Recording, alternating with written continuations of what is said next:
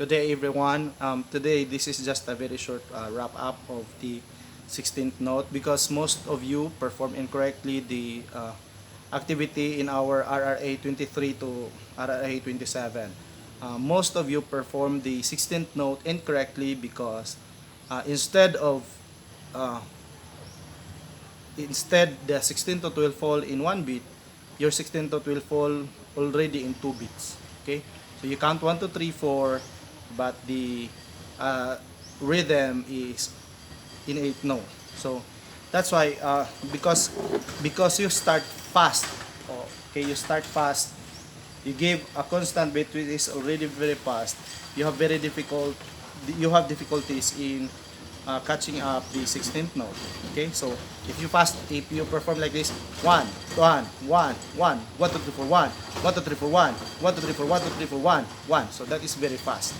But if you start slow, 1 2 3 4 1 1 1 1 1 2 3 4 1 1 2 3 4 1 1 2 3 4 1 2 3 4 1 1. One more time. If you play it fast like this, 1 2 3 4 1 1 1 1 1 2 3 4 1 1 2 3 4 1 1 2 3 4 1 2 3 4 1 1. You need to have 4 beats or 4 counts in just one beat. So that's why, as what I've told you in our previous lesson, you need to have very slow or very slow constant beat in order to catch up the 4/16th note, which is consecutive, which will fall only in one beat. Okay, so for example, you need to make it slow. Example, RRA 23.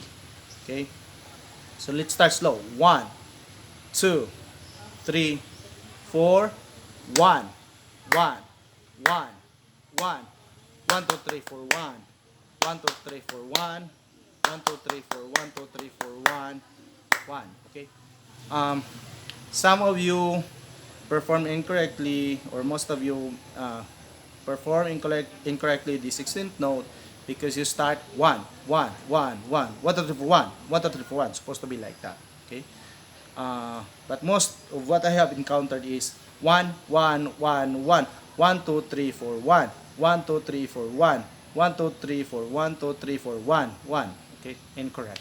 Okay, so hoping that this will enlighten you and you will perform incorrectly. For those who were given a chance to perform again the RRA 23 to 27, please do your tasks so that I will be able to check it as early as possible and you will have no problems, because sometimes I cannot see your activities if you submit it late.